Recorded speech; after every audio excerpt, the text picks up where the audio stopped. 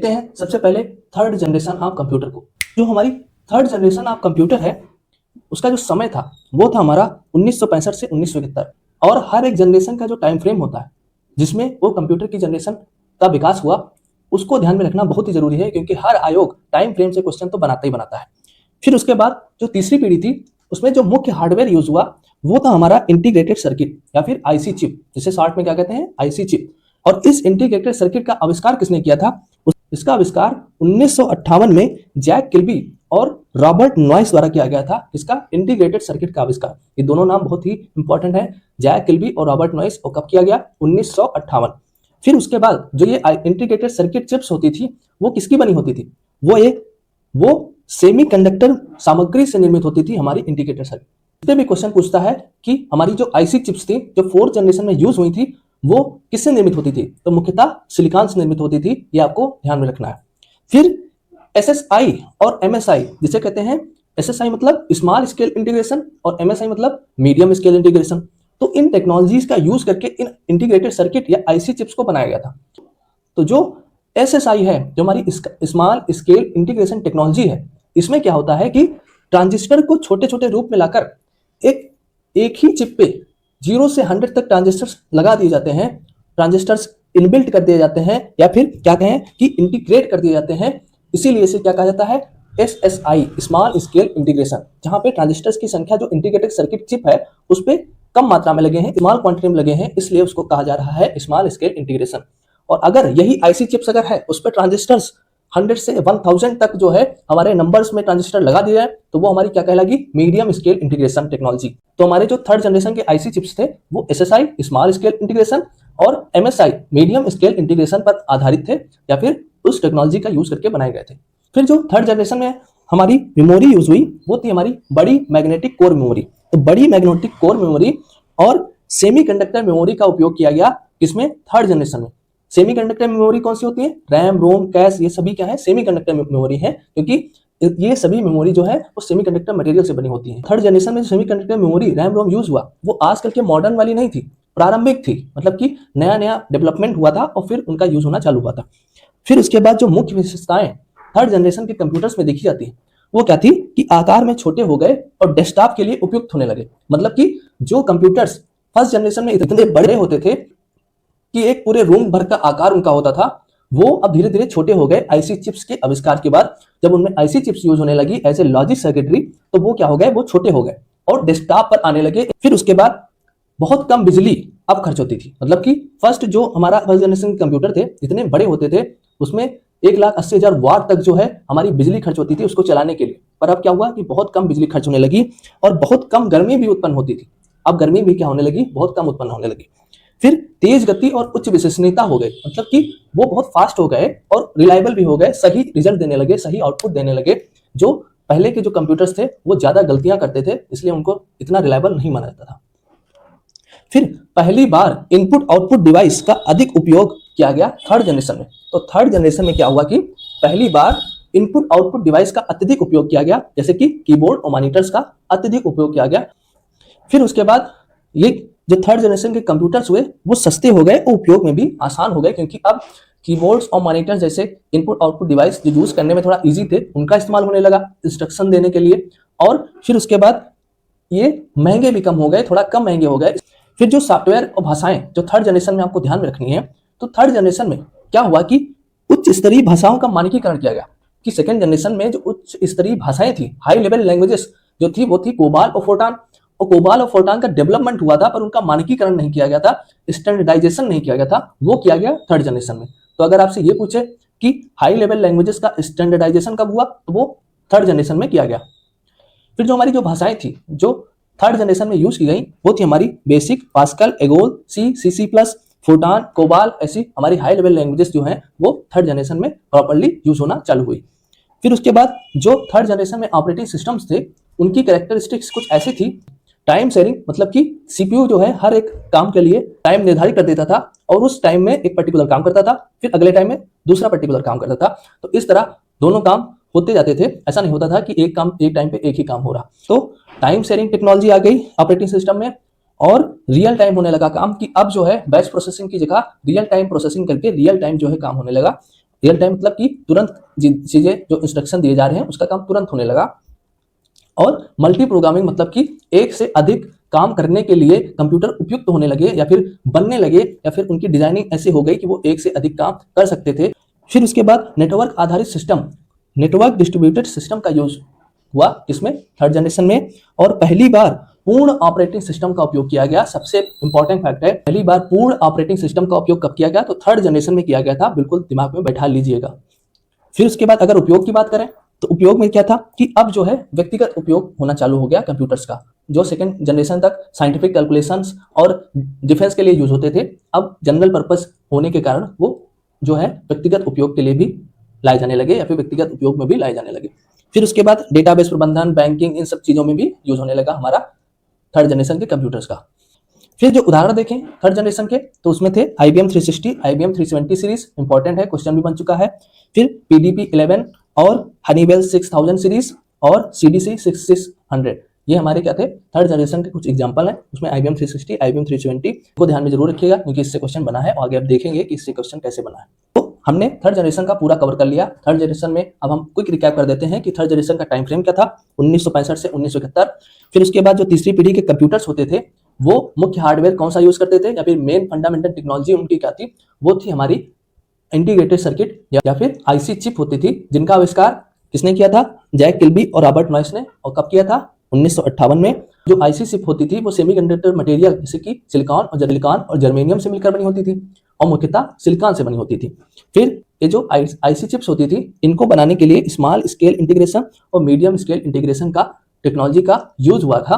और फिर third generation में जो मेन मेमोरी यूज हुई थी वो थी हमारी मैग्नेटिक कोर मेमोरी, और जो कि बड़ी साइज की मैग्नेटिक कोर होती थी। और साथ ही में सेमीकंडक्टर मेमोरीज जैसे रैम और रोम का प्रारंभिक उपयोग चालू हुआ एज ए प्राइमरी मेमोरी के तौर पर।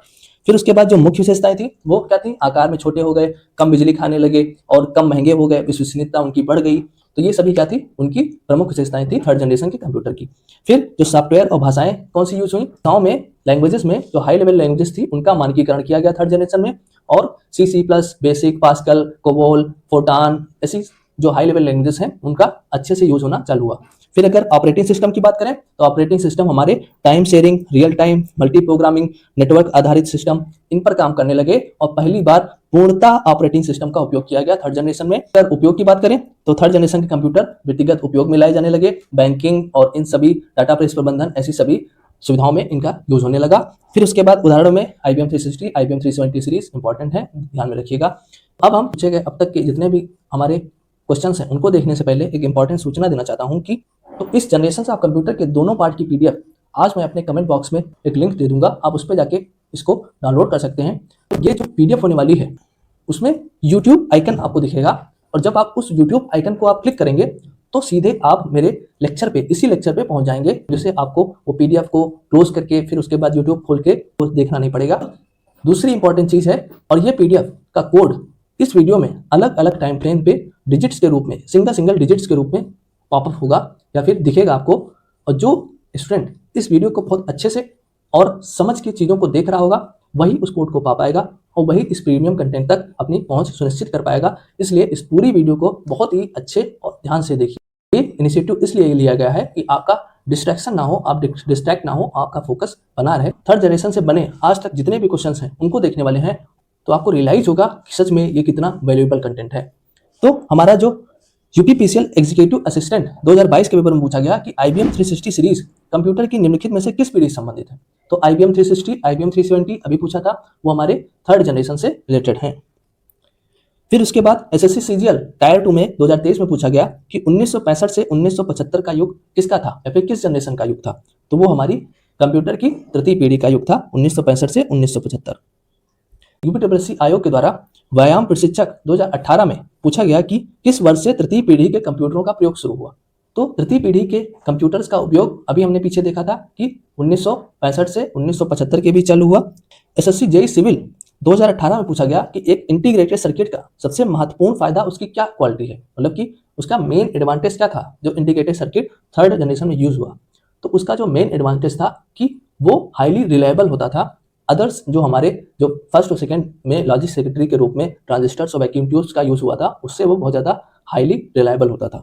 फिर UPPCL TG2 में 2016 में पूछा कि इंटीग्रेटेड सर्किट सर्वप्रथम किस जनरेशन में प्रयुक्त किए गए थे। तो इंटीग्रेटेड सर्किट सर्वप्रथम कंप्यूटर की तृतीय पीढ़ी में प्रयोग किए गए थे, इसलिए हमारा आंसर हो जाएगा बी। ऑफिस असिस्टेंट 2018 में पूछा गया कि IBM 360 and IBM 370 computers are related to, कि जो हमारे IBM 360 और IBM 370 कंप्यूटर्स थे वो किससे रिलेटेड थे, वो हमारी थर्ड जनरेशन से रिलेटेड है। यूपी लोअर 2015 में पूछा कि IC के वर्गीकरण का मुख्य आधार क्या है। तो अभी हमने दो टेक्नोलॉजीज बताई थी आपको, स्मॉल स्केल इंटीग्रेशन और मीडियम स्केल इंटीग्रेशन, जिसमें क्या होता था कि स्मॉल स्केल में छोटी संख्या में एक इंटीग्रेटेड जो IC चिप होती थी उस पर ट्रांजिस्टर्स का छोटी संख्या में 0 से 100 तक ट्रांजिस्टर का इंटीग्रेशन किया जाता था, और जो मीडियम स्केल इंटीग्रेशन होता था उसमें 100 से 1000 तक नंबर्स में हमारा ट्रांजिस्टर का इंटीग्रेशन किया जाता था। तो इस एक हिसाब से देखा जाए तो ट्रांजिस्टर्स की संख्या पे ही हमारी टेक्नोलॉजीज का नाम पड़ रहा है। तो जो स्मॉल स्केल इंटीग्रेशन से बना हमारा IC चिप है उसे कहेंगे SSI IC चिप, और जो मीडियम स्केल इंटीग्रेशन से बना IC चिप है उसे कहेंगे MSI IC चिप। तो वर्गीकरण किसके बेस पे हो रहा, ट्रांजिस्टर्स की संख्या जो एक IC चिप पर इंटीग्रेट की गई है इस पे हो रहा ना। तो फिर SSC CGL टायर 1 2016 में पूछा गया कि इलेक्ट्रॉनिक्स में IC का पूर्ण रूप क्या है, इसे IC कहते हैं, उसका पूर्ण रूप क्या है, तो इंटीग्रेटेड सर्किट है, अभी हमने पढ़ा था। तो हमारा ऑप्शन हो जाएगा बी। UPPCL TG2 में 2021 में पूछा गया कि तीसरी पीढ़ी के कंप्यूटरों में IC के इस्तेमाल का प्रारंभ किया था, तो शब्द IC का पूरा नाम क्या है, तो IC का पूरा नाम है इंटीग्रेटेड सर्किट। झारखंड PCS 2010 में एक क्वेश्चन बना कि कंप्यूटर के लिए आवश्यक जो IC चिप होते हैं वो सामान्यतः किसके बने होते हैं, तो कंप्यूटर के लिए आवश्यक IC चिप्स हमारे सामान्यतः सिलिकॉन के बने होते हैं, ये हमने आपको बताया है अभी, तो सिलिकॉन।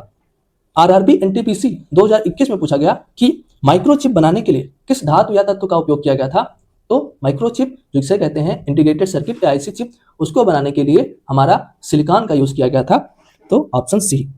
यूपी UDA LDA 2010 के पेपर में पूछा गया था कि निम्नलिखित में से कौन एक नवीनतम पदार्थ है जो कंप्यूटर चिप्स के उत्पादन में प्रयुक्त हो रहा है, कि कौन सा नवीनतम पदार्थ है जो कंप्यूटर चिप्स जो IC चिप्स हैं उनके उत्पादन में प्रयुक्त हो रहा है, वो हमारा है गैलियम आर्सेनाइड, इसको ध्यान में आपको रखना है। पुराना हमारा सिलिकॉन था, नए तौर पे जिसका यूज होता है वो है gallium arsenide. UP PCS mains GS के सेकेंड पेपर 2016 में पूछा कि निम्नलिखित में से कौन तीसरी पीढ़ी के संगणक का मुख्य इलेक्ट्रॉनिक अवयव है, तो तीसरी पीढ़ी के जो संगणक मतलब कि CPU होता था उसका मुख्य अवयव क्या होता था, इंटीग्रेटेड सर्किट IC चिप्स, तो हमारा सही ऑप्शन हो जाएगा डी। फिर RBI 2012 में पूछा गया कि एक छोटे सिलिकॉन चिप पर ट्रांजिस्टर और अन्य इलेक्ट्रॉनिक उपकरणों द्वारा बने पूर्ण इलेक्ट्रॉनिक सर्किट को कहते हैं, हमारा क्या हो जाएगा इंटीग्रेटेड सर्किट, जो कि एक छोटे सिलिकॉन चिप पर ट्रांजिस्टर और अन्य इलेक्ट्रॉनिक उपकरणों द्वारा बनाया जाता है, तो हमारा हो जाएगा इंटीग्रेटेड सर्किट। फिर RRB NTPC 2016 में पूछा गया कि कंप्यूटर में इस्तेमाल होने वाली इंटीग्रेटेड सर्किट या IC चिप्स बनाने में निम्नलिखित में से कौन से रासायनिक तत्व एक टेट्रावैलेंट उपधातु का उपयोग किया जाता है, तो हमारा आंसर वही रहेगा, बस उसको घुमा के पूछा है, तो वो हमारा हो जाएगा सिलिकॉन। अब हम फोर्थ जनरेशन पे चर्चा करेंगे। तो हमारी जो कंप्यूटर की चतुर्थ पीढ़ी थी उसका जो समय अंतराल था या फिर टाइम पीरियड था वो था 1972 से 1989। फिर जो चतुर्थ पीढ़ी में हमारा मुख्य हार्डवेयर यूज हुआ था वो था हमारा माइक्रो प्रोसेसर चिप, जो कि VLSI very large scale integration and ULSI ultra large scale integration technology पर आधारित होते थे, या फिर इस तकनीकी का उपयोग करके बनाए गए थे। तो अभी दो तकनीक हमने पहले पढ़ी, स्मॉल स्केल इंटीग्रेशन फिर मीडियम स्केल इंटीग्रेशन, अब आया है कि वेरी लार्ज स्केल इंटीग्रेशन, मतलब कि एक ही IC चिप पर अब धीरे धीरे हर एक जनरेशन में जो ट्रांजिस्टर्स लग रहे हैं उनकी संख्या बढ़ती चली जा रही है। मीडियम स्केल में 1000 तक थे, अब आ गया हमारा वेरी लार्ज स्केल, अब दसों हजारों ट्रांजिस्टर्स का एक ही IC चिप पे जो है एकीकरण किया जाने लगा, जिससे प्रोसेसिंग स्पीड में बहुत ज्यादा बढ़ोतरी हो गई। अब वो और ज्यादा रिलायबल और ज्यादा विश्वसनीय हो गए हमारे फोर्थ जनरेशन के कंप्यूटर। और जो ULSI इसमें मेंशन है अल्ट्रा लार्ज स्केल इंटीग्रेशन, इसका उपयोग मेनली चतुर्थ पीढ़ी के लास्ट में हुआ और इसी ने फिफ्थ जनरेशन की नींव डाली। और अगर पूछा गया कि फिफ्थ जनरेशन की मेन टेक्नोलॉजी क्या थी, तो ultra large scale integration micro processor chips थी, ये फिफ्थ जनरेशन की मेन टेक्नोलॉजी है। फिर उसके बाद VLSI जो होती है ना, अभी हमने आपको समझाया, उस पर लाखों ट्रांजिस्टर को एकीकृत किया जाता है। वेरी लार्ज स्केल इंटीग्रेशन में लाखों ट्रांजिस्टर एक ही IC चिप पर लगा दिए जाते हैं, तो उसे कहा जाता है VLSI। और जो पहला माइक्रो प्रोसेसर VLSI तकनीकी पर बना वो था हमारा इंटेल 404, जिसका निर्माण हुआ 1971 में, और इसको बनाया टेड हॉफ, फेडरिको फागिन और स्टैनली मजोर ने।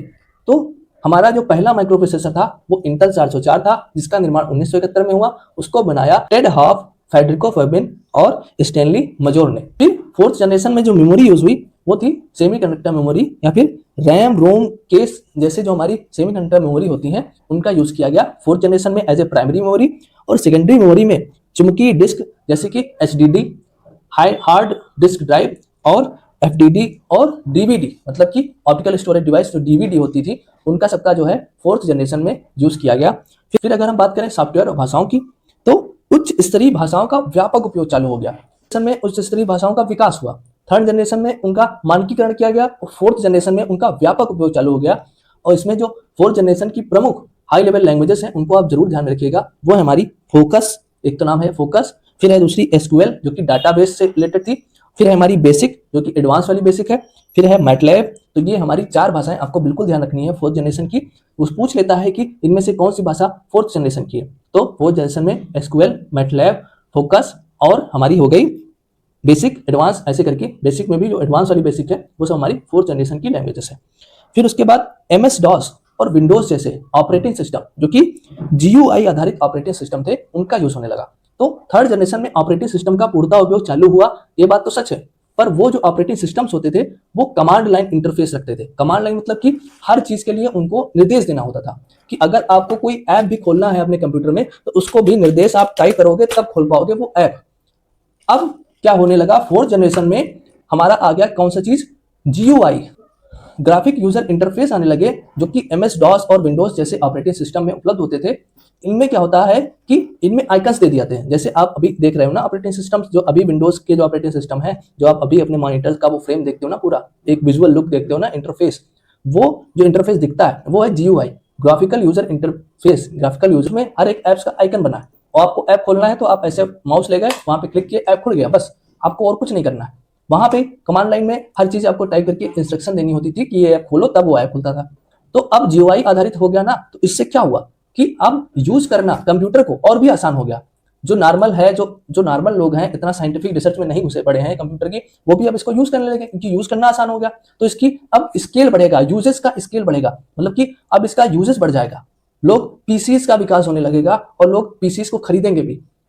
उसके बाद जो है हम इसके मुख्य विशेषताएं बात करें तो मुख्य विशेषताएं क्या थी कि आकार में बहुत छोटा हो गया, पीसी का विकास होना चालू हो गया, आकार में बहुत छोटे छोटे होते चले गए। फर्स्ट जनरेशन में इतने बड़े होते थे, फिर धीरे धीरे छोटे छोटे होके अब पीसी जैसे मॉडर्न कंप्यूटर्स होते हैं ना, हमारे पर्सनल कंप्यूटर्स, उनसे थोड़ा बड़े पर भारी थोड़ा, पर फोर्थ जनरेशन में वैसे पीसी आने लगे, जिससे और ये क्या होते थे, बहुत शक्तिशाली होते थे, कुशल और विश्वसनीय हो गए, मतलब कि बहुत ज्यादा कुशल हो गए और विश्वसनीय हो गए, बहुत ज्यादा रिलायबल हो गए, गलती तो नाम मात्र की ही करते थे। फिर उच्च मेमोरी क्षमता मतलब हाई स्टोरेज कैपेसिटी हो गई फोर्थ जनरेशन कंप्यूटर की, और एयर कंडीशनिंग की आवश्यकता खत्म हो गई क्योंकि अब वो हीट प्रोड्यूस करना कम कर दिए। अब जो कंप्यूटर्स आ रहे हैं वो हीट ही नहीं प्रोड्यूस कर रहे हैं, तो उनको क्या जरूरत है एयर कंडीशनिंग की, तो एयर कंडीशनिंग की आवश्यकता खत्म हो गई। फिर उसके बाद नेटवर्क जैसे कि लैन, मैन, वैन, लैन मतलब कि local area, wide area network, ऐसे नेटवर्क्स का विकास होना चालू हुआ और उसके साथ साथ इंटरनेट का विकास होना चालू हुआ किसमें, फोर्थ जनरेशन में। तो अगर पूछे कि इंटरनेट का विकास किसमें चालू हुआ या फिर नेटवर्किंग का विकास किसमें चालू हुआ, तो फोर्थ जनरेशन में चालू हुआ था हमारा।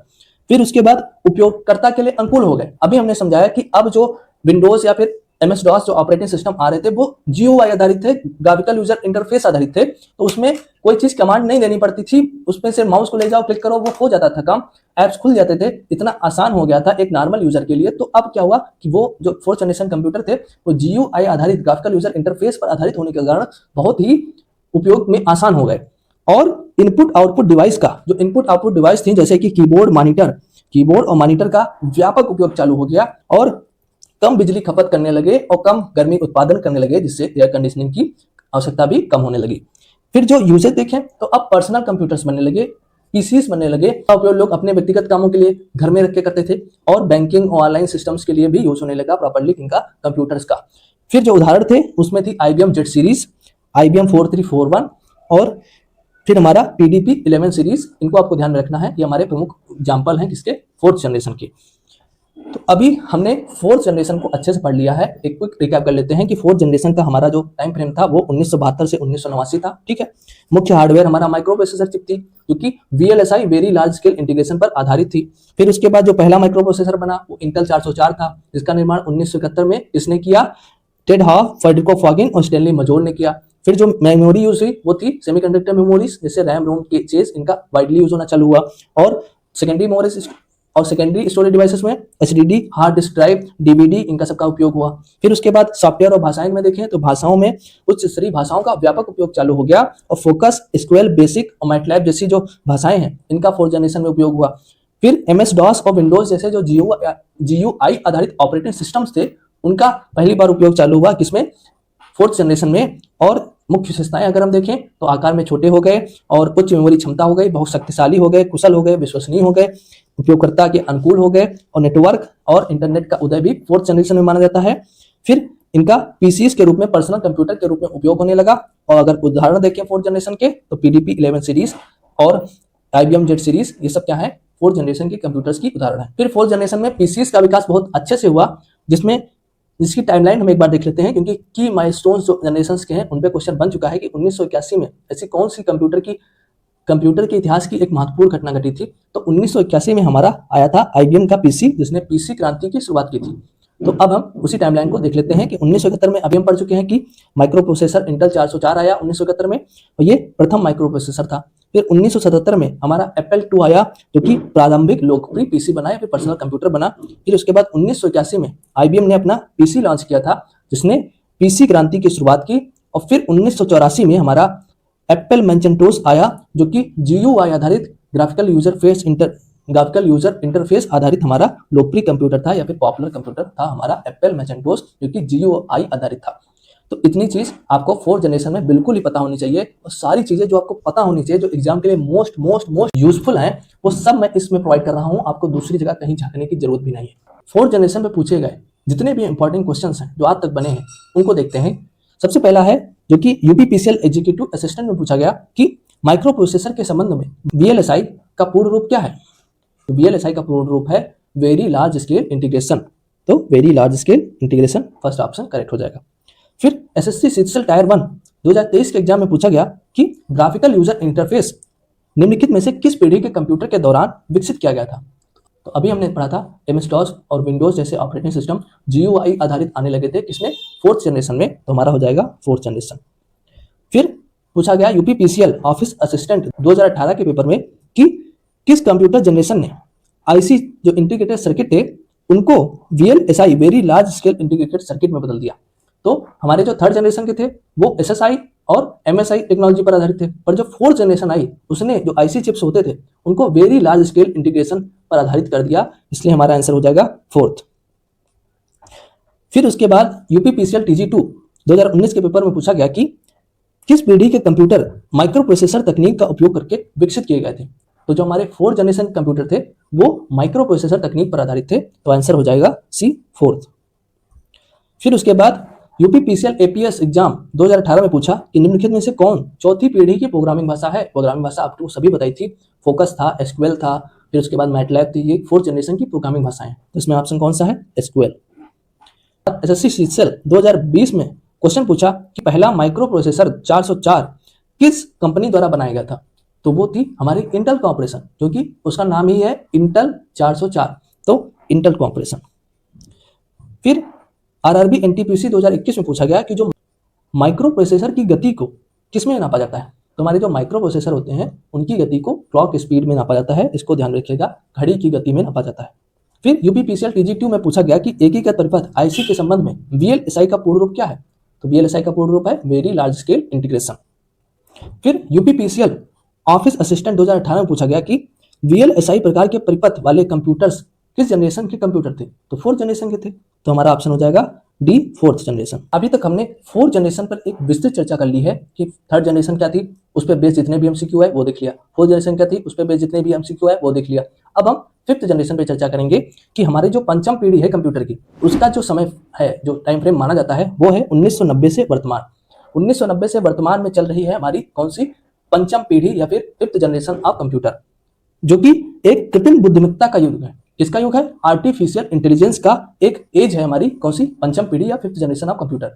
और अगर आपसे पूछा गया कि 5th जनरेशन की न्यू क्या है, तो वो हमारी है आर्टिफिशियल इंटेलिजेंस।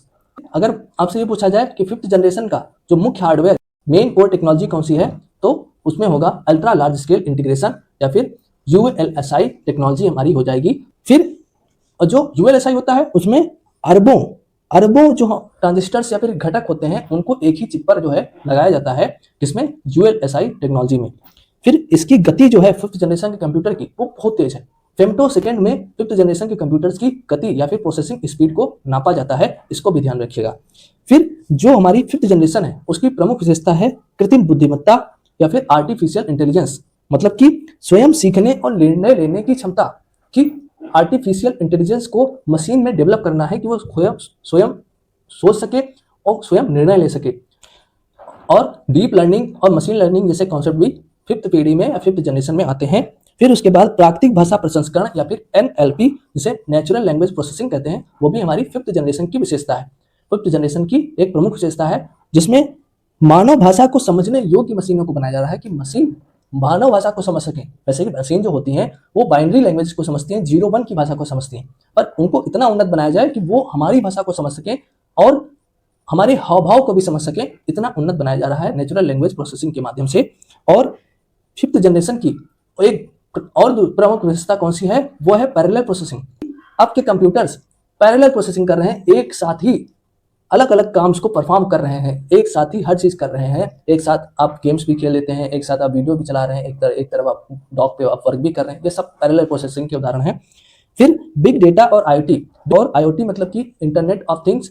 जो IoT डिवाइसेस हैं वो ऐसी स्मार्ट डिवाइसेस हैं जिनमें सेंसर्स और एक्चुएटर्स लगे होते हैं जो बाहरी पर्यावरण से सेंस कर लेती हैं। जैसे कि अभी हमारी जो पानी की टंकी होती है उसमें जो सेंसर लगा होता है बताने के लिए कि पानी टंकी भर गई, वो चिल्लाता रहता है जब पानी टंकी भर जाती है कि पानी की टंकी भर गई है, कृपया बंद करें। अब जो IoT डिवाइसेस उसमें लगा दी जाए ना, तो वो क्या करेंगी कि वो सेंस कर लेंगे कि पानी टंकी भर गई, और उस IoT डिवाइसेस का जो एक्चुएटर है वो क्या करेगा, वो बंद कर देगा स्विच को। वो चिल्लाएगा नहीं, वो खुद ही काम कर लेगा। तो इस टाइप की टेक्नोलॉजी, इस टाइप का दिमाग मशीनों में विकसित किया जाता है आर्टिफिशियल इंटेलिजेंस के माध्यम से, जो कि फिफ्थ जनरेशन का बहुत ही सबसे मेन कंपोनेंट है। फिर जो मेमोरी जो फिफ्थ जनरेशन में यूज हो रही है वो है सॉलिड स्टेट ड्राइव या फिर SSD। तो SSD मेमोरीज का उपयोग जो है फिफ्थ जनरेशन में किया जा रहा है। फिर उसके बाद अगर हम बात करें लैंग्वेजेस की, तो लैंग्वेज में प्रोलॉन्ग, OPS 5, मर्करी, लिस्प और KL1। Prolong, OPS 5, mercury, Lisp और KL1, इन 5 भाषाओं को बिल्कुल ध्यान में रखिएगा, क्योंकि वो ऐसे क्वेश्चन बनाएगा कि इनमें से कौन सी भाषा फिफ्थ जनरेशन की। प्रोलॉन्ग, लिस्प, मर्करी, KL1 और हमारी हो जाएगी OPS 5। ये सब हमारी फिफ्थ जनरेशन की भाषाएं हैं, तो इनको भी बहुत अच्छे से दिमाग में बैठा के रखना है। फिर अगर मेन कैरेक्टरिस्टिक्स पे ध्यान दें तो AI, robotics, big data, voice recognization, ठीक है, फेस रिकॉग्नाइजेशन, स्मार्ट डिवाइसेस, ये जहां भी वर्ड आए आपको फिफ्थ जनरेशन ऑफ कंप्यूटर ही लगाना है। और फिफ्थ जनरेशन ऑफ कंप्यूटर के अगर एग्जांपल्स देखें तो जितने भी सुपर कंप्यूटर्स आज विकसित किए जा रहे हैं वो सब फिफ्थ जनरेशन के एग्जांपल्स ही हैं। जैसे कि भारत का परम हो गया और USA का फ्रंटियर हो गया, ये सब सुपर कंप्यूटर जो हमारे हैं वो फुगाकू, ये जो सारे सुपर कंप्यूटर्स हमारे हैं वो हमारे फिफ्थ जनरेशन के एग्जांपल हैं। फिर स्मार्टफोन्स हो गए, रोबोटिक्स, सिरी और एलेक्सा जैसे जो वॉइस असिस्टेंट होते हैं वो भी हमारे फिफ्थ जनरेशन के एग्जांपल हैं। तो अब आप थर्ड, फोर्थ और फिफ्थ जनरेशन, तो अब आप फिफ्थ जनरेशन को अच्छे से देख चुके हैं। एक रिकैप कर लें तो फिफ्थ जनरेशन का जो टाइम फ्रेम है वो 1990 से वर्तमान तक है। ये कृत्रिम बुद्धिमत्ता या फिर आर्टिफिशियल इंटेलिजेंस का युग है और इसमें ULSI या फिर अल्ट्रा लार्ज स्केल इंटीग्रेशन पर आधारित हमारे माइक्रो प्रोसेसर चिप्स का उपयोग किया जा रहा है। ये VLSI ultra large scale integration पर आधारित टेक्नोलॉजी का इसमें उपयोग किया जा रहा है। और इसकी प्रमुख विशेषताएं क्या हैं, AI, robotics, big data, voice recognization, face recognization, smart devices, ये सब क्या है, प्रमुख विशेषताएं हैं, इनको आपको ध्यान में रखनी है। तो अब हम फिफ्थ जनरेशन से बनने वाले सभी इंपॉर्टेंट क्वेश्चंस को देखेंगे। तो अभी तक फिफ्थ जनरेशन से जितने भी क्वेश्चन पूछे गए हैं, आइए उनको देखते हैं। कि सबसे पहले वीडियो एग्जाम 2023 में UPTRC ने पूछा कि 5वीं पीढ़ी के कंप्यूटरों की नींव निम्नलिखित में से क्या है। रजिस्टर, फिर है VLSIC, फिर है आर्टिफिशियल इंटेलिजेंस, या चौथा वैक्यूम ट्यूब। तो अभी हमने पढ़ा कि ये कृत्रिम बुद्धिमत्ता का युग है, तो इसमें आंसर हो जाएगा C, आर्टिफिशियल इंटेलिजेंस। फिर UPPCL एग्जीक्यूटिव असिस्टेंट 2022 में पूछा गया कि निम्नलिखित में से कौन सा 5वीं पीढ़ी की प्रोग्रामिंग भाषा है। अभी हमने कहा था कि जो हमारी फिफ्थ जनरेशन की प्रोसेसिंग लैंग्वेजेस हैं उनको ध्यान में रखिएगा, प्रोग्रामिंग भाषाएं जो हैं उनको ध्यान में रखिएगा। तो उसमें हमने पढ़ा था लिस्प, प्रोलॉन्ग, तो इसमें कौन सी मिली, प्रोलॉन्ग, तो प्रोलॉन्ग हमारा आंसर हो जाएगा। SSC CGL टायर 1 2023 में पूछा गया कि परम सुपर कंप्यूटर किस पीढ़ी का सुपर कंप्यूटर है। तो परम जितने भी सब सुपर कंप्यूटर्स हैं वो सब किसमें माने जाते हैं, परम जैसे जो सुपर कंप्यूटर है वो हमारे फिफ्थ जनरेशन का कंप्यूटर है। और अगर आपसे क्रेवन पूछे जो फर्स्ट सुपर कंप्यूटर था वो हमारा फोर्थ जनरेशन का सुपर कंप्यूटर था, तो ये भी आप ध्यान रखिएगा।